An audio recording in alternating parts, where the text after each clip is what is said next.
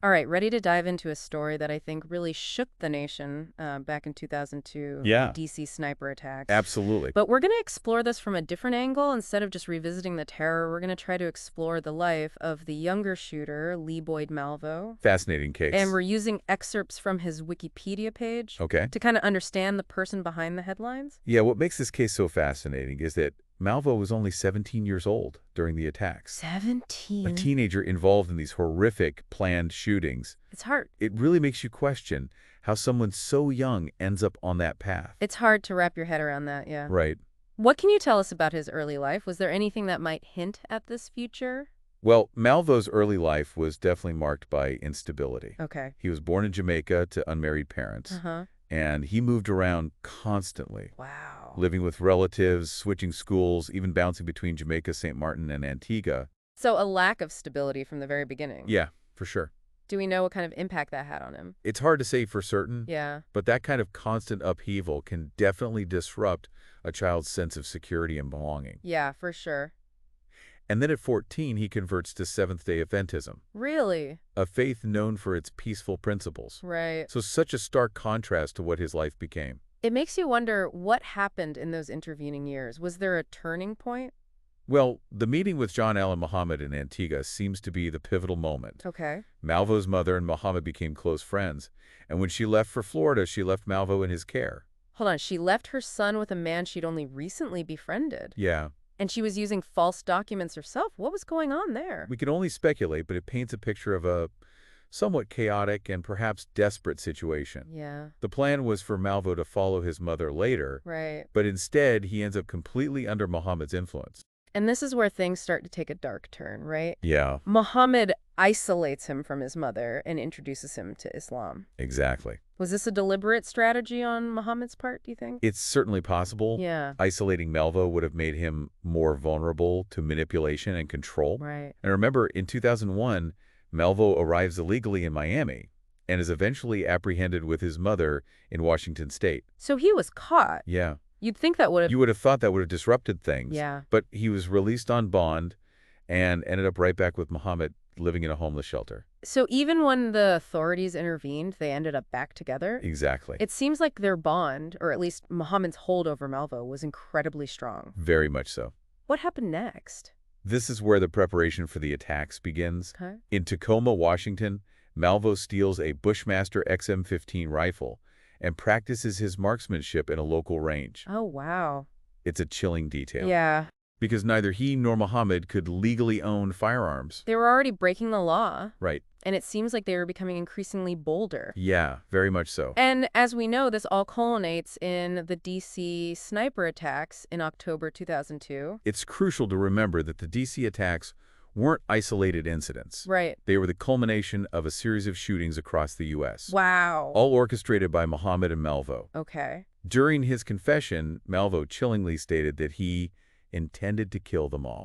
Those words are bone-chilling. Yeah. Especially coming from someone so young. Yeah. And then comes the trial. Right. Where Malvo pleads not guilty by reason of insanity. Right. His defense team argued that he was completely under Muhammad's control. Uh-huh. And even suggested that violent video games played a role in desensitizing him to violence. Well, the role of violent video games in aggression is a complex and often debated topic. Right. While they might contribute to desensitization in some individuals, Yeah. most experts believe they're unlikely to be the sole or primary cause of violent behavior. So what other factors might have been at play in Malvo's case? Could his history of instability and exposure to Muhammad's influence have been more significant? Absolutely.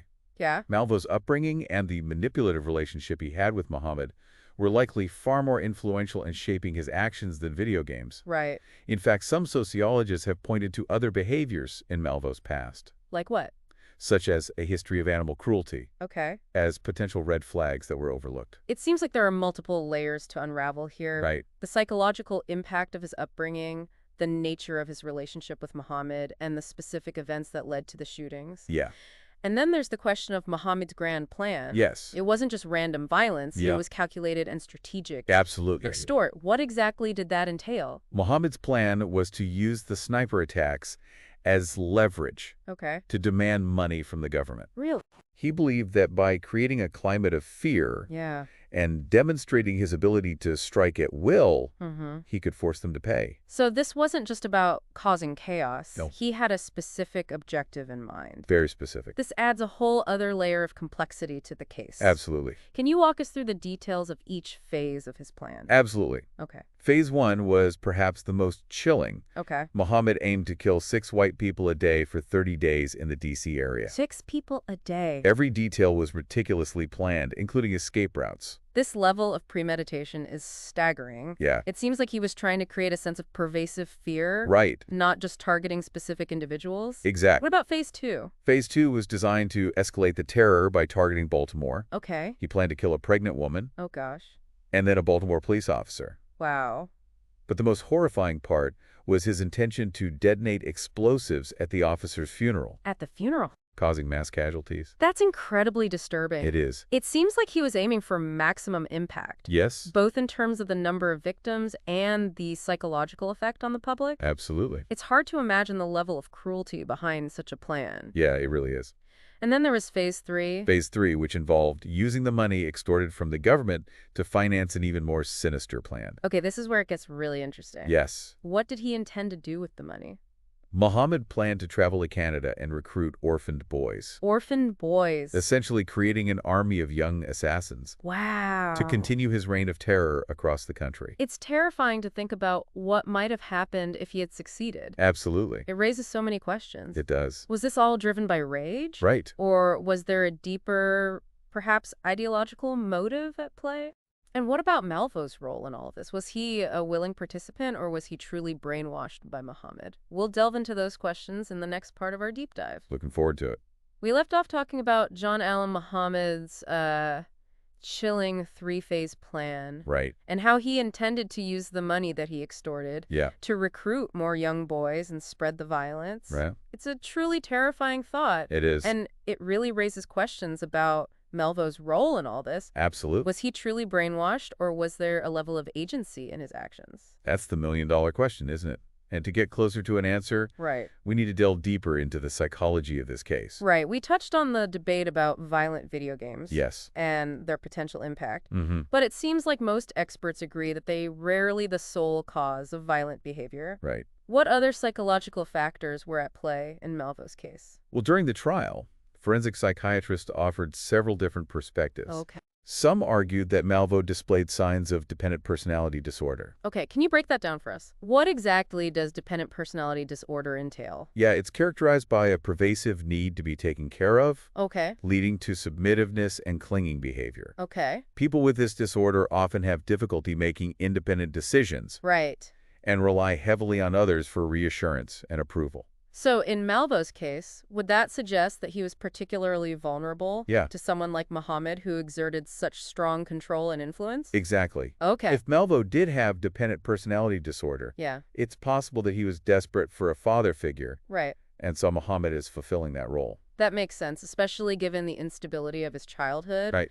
and the fact that his mother left him in Muhammad's care. Yeah. But I thought I also read something about schizotypal personality disorder Are you right? being mentioned during the trial. That was another possibility raised by some experts. Okay. Schizotypal personality disorder is characterized by a pattern of social and interpersonal deficits, Okay. marked by acute discomfort with and reduced capacity for close relationships, Okay.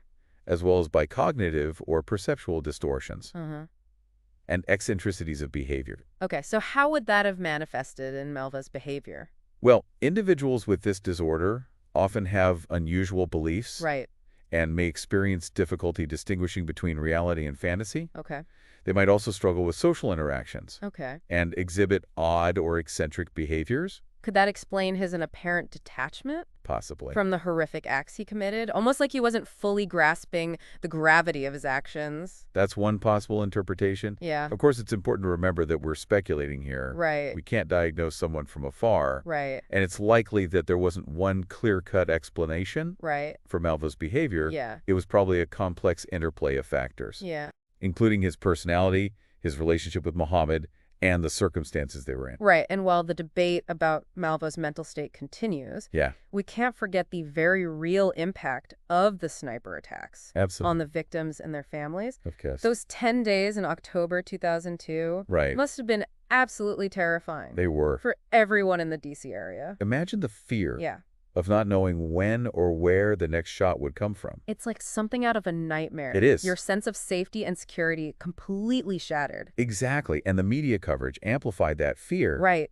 with constant updates on the shootings and speculation about the motives. Wow. It was a national obsession. And then the immense relief when Malvo and Mohammed were finally caught. Absolutely. It must have felt like a weight had been lifted from the entire community.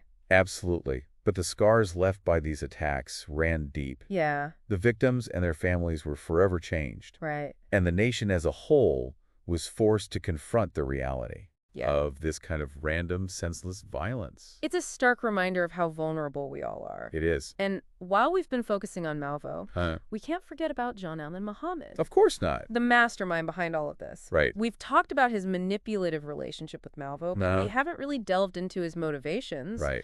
What drove him to orchestrate these attacks? That's a question that deserves its own deep dive. Okay. Muhammad was a complex individual with a troubled past. Right. He had a history of violence, resentment, and extremist views. Wow. To understand him, we need to look at his upbringing, his experiences, and the beliefs he held. So to understand Malvo's actions, we need to understand Muhammad. I think so. It all comes back to him, doesn't it? In the final part of this deep dive, let's try to unravel the enigma of John Allen Muhammad. Yes. And perhaps, in doing so, get closer to understanding the D.C. sniper attacks and their lasting legacy. We've spent the last two parts trying to understand Boyd Malvo, the young man who participated in the D.C. sniper attacks. Right. But as we've discussed, we can't really fully grasp his story without examining the influence of John Allen Muhammad. Yeah.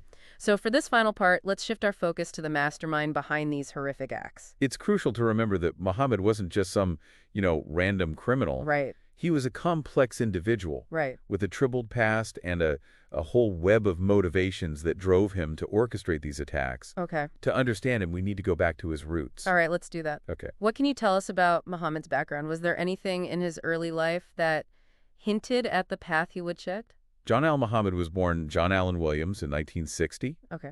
And his early life was far from easy. Okay. He grew up in poverty, Huh. experienced abuse. Wow. And he had a strange relationship with his mother, who abandoned him as a child.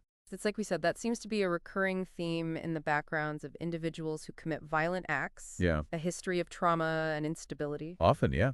Did this instability continue into his adulthood? Absolutely. Muhammad had a long history of run-ins with the law, Okay. including charges for theft and fraud. Wow. He was also known to be abusive towards his wives and children. Oh, gosh. And perhaps most significantly, he served in the U.S. Army, where he received training in weapons and tactics. So he had the skills and the knowledge He had the skill to carry out these attacks. But Right. what was the driving force behind them? What was he trying to achieve? That's where things get more complicated. Okay. Some experts believe that Muhammad harbored a deep-seated rage against society, Okay. stemming from his personal struggles and a sense of injustice. Right. The sniper attacks could have been his way of lashing out at a world he felt had wronged him. That's certainly a plausible theory, especially given his history of anger and violence. Yeah. But the attacks weren't just random acts of rage. Right. There was an element of planning and strategy involved. Absolutely. The extortion plot, the three-phase plan. Yeah. It suggests he had a more specific goal in mind. You're right, and that's where the theory of racial motivation comes into play. Okay. Muhammad was known to express anti-white and anti-government sentiments. Wow. Some believe that the sniper attacks were intended to incite a race war or send a message of defiance against authority. That's a chilling thought, but it can't be ignored, given his history. Right. And the target selection in some of the shootings. Yeah. It seems like there might have been a combination of personal raids and ideological extremism fueling his actions. Exactly. It's likely that there wasn't a single clear-cut motive. Right. Instead, it was a complex mix of anger, resentment, Yeah. and possibly a desire to exert power and control. And then there's the question of his relationship with Malvo. Right. Was it purely about manipulation, or was there some level of twisted affection or mentorship? That's a difficult question to answer. Yeah. On one hand, it's clear that Muhammad exploited Malvo's vulnerability Mm-hmm. and used him as a pawn in his schemes. Right. Malvo looked up to him as a father figure, Right. and Muhammad used that to his advantage. But we also discussed the possibility that Malvo suffered from dependent personality disorder. Right. Which would have made him even more susceptible to manipulation. Precisely. However, there's also evidence suggesting that Muhammad was abusive towards Malvo, both physically and emotionally. Gosh. It's a classic case of a predator preying on a vulnerable individual, Right. using a combination of charisma and coercion to gain control. So it was a complex and toxic relationship It was, marked by both manipulation and abuse. yeah, It's a tragic reminder of how easily young people can be drawn into extremist ideologies absolutely. and exploited by those with sinister It agendas. really is. And while we may never fully comprehend the darkness that drove Muhammad and Malvo to commit these acts, Yeah, we can learn from their story. we can. By understanding the roots of extremism, Right. the warning signs of manipulation, and the Mhm. factors that contribute to violence, we can work to prevent similar tragedies in the future. Absolutely. It's been a heavy journey, It has. exploring the darkest corners of human behavior, Yeah, but it's also been a reminder of the importance of empathy, right. understanding, and the ongoing search for justice. Absolutely. As we reflect on the DC sniper attacks, let's remember the victims and their families whose lives were forever changed by these senseless acts of violence. Of course. Their stories serve as a powerful reminder of the human cost of hate Yeah, and the need for compassion and healing in the face of tragedy. for sure. Thank you for joining us on this deep dive.